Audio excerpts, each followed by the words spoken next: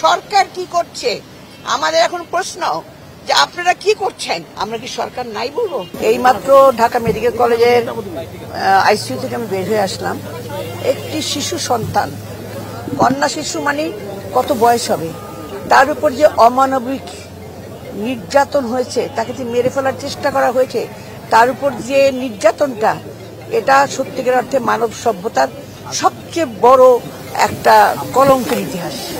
আমরা দেখেছি যে এই যে ভিকটিমের যে স্বামী, মানে ওর বড় বোনের স্বামী, ওর শ্বশুর, তাদের নাকি এরকম ঘটনা আগেও ছিল, কিন্তু তারা দিব্যি বাইরে বসে কাণ্ডগুলো করছে। এখানে আপনারা জানেন যে আমরা সকল সময় এই যে কালকের যে ঘটনা, যে মেয়েটার নাম আসিয়া, সে বোধহয় ফরিদপুরের শ্রীপুর থানার একটা মাগুরার এই মেয়েটা কি দোষ ছিল? তাকে বেঁচে থাকার কোনো অধিকার ছিল না? তাহলে সরকার কি করছে আমাদের এখন প্রশ্ন যে আপনারা কি করছেন? একের পর এক ঘটনা করছে, মব জাস্টিস বলে আজকে অ্যানাউন্স করে লুটপাট হচ্ছে। শাইনি চুলে এখন হবে সব হেয়ারস্টাইল। সিল্কোর দ্বিগুণ শাইনি চুল প্রতিদিন। জনগণের উপর জনগণকে হেনস্থা করা হচ্ছে। তাহলে আমরা কি সরকার নাই বলবো?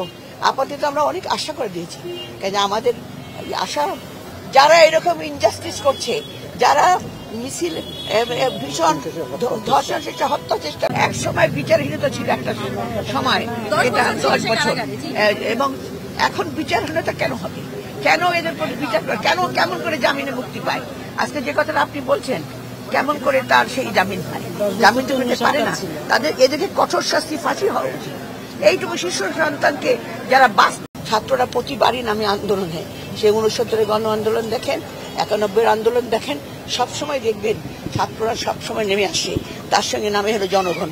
সেই একইভাবে আজকে তোমরাই পারবে, কারণ তোমরা তরুণ, তোমরা এই দেশে গড়ে তুলতে চাও, তাহলে তোমাদের সবচেয়ে আগে নজর দেওয়া দরকার সমাজের যে ঐনিকতা, মানে যে নীতি বলতে কিছু নাই, মূল্যবোধকে ফিরিয়ে এনে ছাত্র সমাজকে তাদের স্কুল কলেজে পাঠিয়ে দিয়ে সুন্দরভাবে দেশকে পরিচালনা করা। ইনি সব এটা খোঁজ রাখছেন, আজকে সকালেও কথা বলছেন।